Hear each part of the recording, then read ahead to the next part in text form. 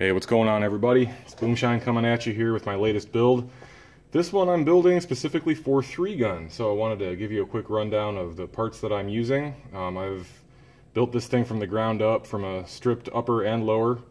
I know that it's probably not going to run as well as a $2,500 JP, but I'm just getting into 3-gun, so I figured I would kind of show you guys what I've done, what choices I've made as far as parts are concerned, and kind of give you the rundown. So if you want to assemble something similar, you know what I used. I've become a big fan of AeroPrecision lately. I got this lower kind of as a joke, but it's their ghost gun lower. You can see that. It's kind of a rib at California Senator Kevin DeLeon, who's an idiot.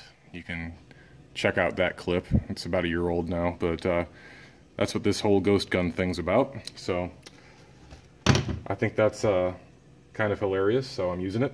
So we got an AeroPrecision lower, an AeroPrecision upper that I got for a steal. Both of these were a steal. I got the lower, I think, for $60 and the upper for $45 or $50 on sale with the forward assist and dust cover pre-installed, so I didn't have to ding around with that. So that was really nice. Also from AeroPrecision is the rail that I've chosen to use. This is their 15-inch key mod rail, and I bought this. I was just kind of on my phone cruising the internet, and I noticed that I put this thing in my shopping cart. You know, it's a 15-inch rail, Cerakoted in FDE, which actually matches the Magpul FDE fairly well. It's like a hair darker, but it's actually really, really close. It looks really nice in my opinion. But anyway, I put this thing into my shopping cart, and it was only $110. So I'm like, all right, they're either running a sale or something. Sold. First of all, the reason that I chose this is because it's actually, I know everyone's all about, oh, lightweight, you know, smaller diameter. Well, I'm 6'4", 250. I got big hands. This thing has a much larger diameter than like my Troy VTEC that I have on my 14.5-inch carbine, so I can actually get a much better purchase on this rail using a larger handguard. And I do the Costa. I have my hand way out front when I'm shooting, so for me, that's a big deal, and it's much more comfortable for me to grab onto something a little bit more substantial. So that's the reason I chose this rail. But anyway, I got this for $110. It took me about 2 months to get it because they actually built it from scratch pretty much. They didn't have any in stock, and they had to send it off to their Cerakoter to get it coated. So I had to wait for that whole thing to go on. But lo and behold, I found out later that was an error on their mobile website. This rail is actually like $260 after you factor in the length and the Cerakote option, which adds another like, $40 or $50. And I noticed this. They weren't having a sale. They weren't having any specials or anything going on. And I actually emailed the customer service rep I'd been working with about that. And she got back to me and she's like, yeah, we noticed the price error, but we didn't catch it, and we had already processed your order, and you'd pay for everything on, you paid for it right away. And by the time we caught it, we didn't feel it was right to, email you back and say, oh, by the way, you owe us another $150. So they were very gracious in letting me keep this $260 rail for $110. So thank you, AeroPrecision, for being a stand-up company and letting me get away with that. I'm a stand-up guy myself. I don't usually let errors like that go uncaught. So I did try to get a hold of them and make it right, but they wouldn't let me. They didn't want me to worry about it. And I think that's really cool. That was a very, very neat thing. So big supporter of AeroPrecision. This particular rail, it's actually really neat. The center sections of the top part are kind of hollowed out, and it's scalloped here, which is kind of both good and bad. It looks really neat, but it's also very sharp. So I have some Surefire ladder rail covers just to kind of cover that up a little bit, just because it's, even with a Cerakote on there, it's, kind of like a cheese grater. And I don't want my thumb. I'm going to be running optics on this particular gun, so I'm not going to have anything there to rest my thumb on, so it's going to have a rail cover on there. So anyway, that's the rail that I've chosen. It's 15-inch FDE AeroPrecision key mod rail. Very, very nice, very well built. It's got the little AeroPrecision logo there. It mounts with 8 Torx bits, or not Torx bits, but Torx screws on each corner of the barrel nut that they include with it. And that's another thing. This should have been an extra cost, because this is actually a proprietary barrel nut that they include. That, obviously the holes, you can index it and line the holes up with your handguard. But unless you're buying one of their upper receivers that has this type of barrel extension built into it, you have to order their barrel nut to fit the rail, which is actually another, you know, 10 or 15 bucks extra. And I got that for free. They didn't charge me for any of the extras that you'd normally need for this. So again, shout out to AeroPrecision for being awesome. Really appreciate that. So that's the rail that I'm using. Again, AeroPrecision upper laser engraved T markings. I'm running a BCM Troy gunfighter charging handle with the Mod 4 large latch because, again, I'm going to be running optics, so I'm going to have an aperture right there. I don't want to have to fumble with that while I'm trying to reload quickly. Again, came pre-assembled. Really happy with that. Standard, typical mil-spec. As far as the lower goes, which I already have assembled, again, AeroPrecision Ghost Gun lower, Magpul, why am I having a brain fart? Magpul Myad grip, Magpul Myad rifle stock.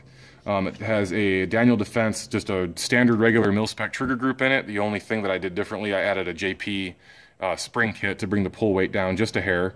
I'm pretty comfortable running a stock mil-spec trigger. I can run pretty fast with that. When I get more into 3-gun and I feel like my needs dictate a more expensive, like a Geisley or, you know, something crazy that's like 250 bucks, then maybe I'll explore it then. But right now the gun shoots, you know, I shoot okay. The guns I use shoot far better than I'm capable of at the moment. So no reason to spend that kind of money on a trigger just yet. So yeah, standard mil-spec parts kit, Daniel Defense parts with a JP spring kit. I do have the bolt carrier that I have here is actually, I brought this in just to test everything once I get it assembled. This is a CMMG bolt carrier group. It is a regular AR15 style.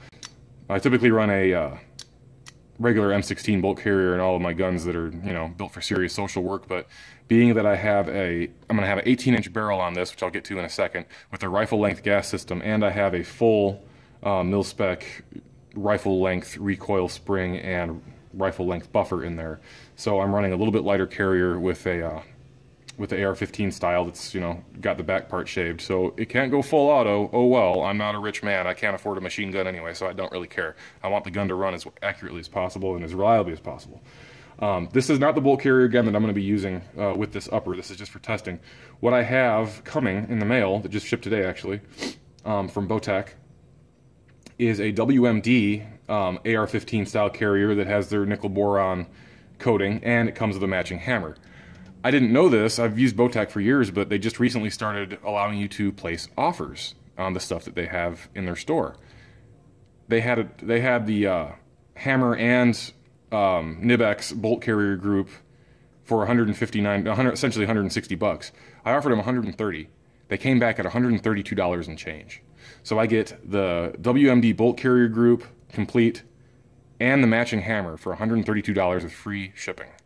You cannot beat that. So I, again, recommend Bowtech for all of your needs. It took them a while to get back to me. They say it only takes 12 hours for them to evaluate and get back to you on an offer that you place. It took them about a week. I get it. It's the holidays. It's the day before Thanksgiving. They're busy. So I understand. That's okay. But they did end up getting back to me, and it was worth the wait. I got essentially 30 bucks off, and already pretty discounted. I mean, it's normally 180 bucks if you get it right from WMD. So $132 for that bolt carrier group, I'm fairly happy. I am kind of a bolt carrier snob. I typically run mil-spec, you know, BCM is kind of the go-to. That's what I use in two of my other, my SBR and my 14.5 inch. But I've heard good things about WMD. They seem like they know what they're doing, so I'll give it a shot. You know, for competition use at high round count, I figured being able to wipe it clean is pretty much, that's the only reason that I decided to go with a Nibex bolt carrier group. So just save some time for me cleaning is all. So anyway, that's the lower. As far as the upper goes, got a YHM gas tube here. It's the black plated one. Didn't really think that that was necessary, but it was the most inexpensive one that came with a roll pin. So yay, it's black. Don't really care. It's functional. YHM is decent stuff. They're not the best, but it's a gas tube. That's pretty hard to screw up. So I figured this would be fine. As far as gas system goes, I am going to be running adjustable gas. This is a Cirac Ordnance clamp-on style adjustable gas block. The boss for the gas tube on this particular barrel that I'm using is 7 750 thousandths, 0.750. So that's the size that I'm using. CIRAC ordnance, or CIRAC ordnance, I believe it's CIRAC, if I remember correctly. I like their adjustable gas system. It's pretty expensive. It's about $100 just for this, but it doesn't have the dual set screw nonsense that, you know, the Wilson and some of the other ones have. It's actually got a spring detent in there, so you can just dial it right in without having to worry about screwing with it. And it closes off completely. I read a lot of complaints about the Wilson gas block where people would close it up completely and the gun would still function and still cycle. I don't want to be messing with that, so I figured I'd pay a few extra bucks, get something that I know is going to work, and not have to worry about misadjustments with the dual set screw things. I know a lot of people were complaining about that. This pretty much, in my mind, sets the standard for how an adjustable gas block should be. This is the clamp-on style, so it has the two screws that go in from the sides and actually clamp onto the barrel. And the reason for that is, let me get the barrel out here. This is a Faxon Firearms 18-inch government profile barrel with a rifle-length gas system.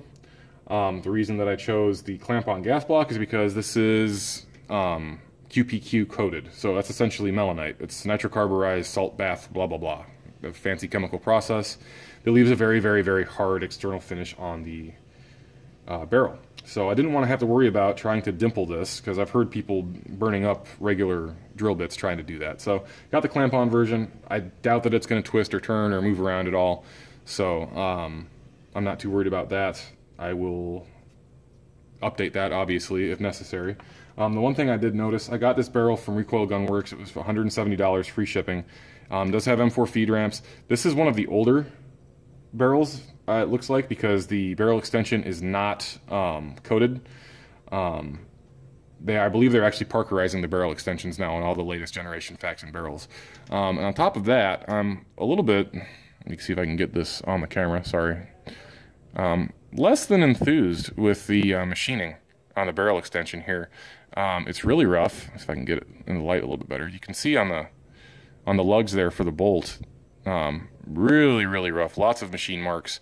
I don't know if this was just kind of an oops, but I mean, even on the feed ramps. Where's the lens? There we go. Sorry, I got this thing in a tripod mount, so it's kind of hard for me to see on the screen here. But even on the feed ramps, you can see machine marks. Is that going to affect function? I highly doubt it. I'm really happy with the rest of the barrel. It just looks like this one got rushed out a little bit. So I'm going to email Nathan over at Faxon. The one thing about Faxon that I really like is that their customer service is outstanding. I'm going to send him pictures of this and see if he deems it normal. And if they don't, I have every confidence that they will replace this barrel for me. And if they say whatever, then whatever. I don't care. As long as it doesn't affect the function of my rifle, then I could really care less, because no one is going to see that. So it really doesn't matter. Anyway, last but not least, the barrel device that I'm using. I went cheap, I know. This is just a Michelin comp. It's made by DPMS. It's, I believe, $40, $39.95 at Midway. So I didn't want a big gaudy compensator hanging off the end of my gun, but I did want something that was gonna keep this rifle shooting flat. That was my biggest goal for this rifle. I wanted to see how little gas I can use with a long barrel and a rifle-length gas system and rifle-length buffer and spring. I want to see how flat I can get this rifle shooting. So I wanted a little bit of a compensator, but nothing too crazy. I don't want to blow the eardrums out of everyone standing next to me, but that's pretty much going to happen anyway. It just happens when you use a compensator. So anyway, that's what I'm using. So yeah, I will post another update video when I get this thing assembled. And other than that, once I get it tested, you guys will be the first to know. It's Boomshine TV. Thanks for watching. See you later. And have a happy Thanksgiving, everyone. Be safe. See ya.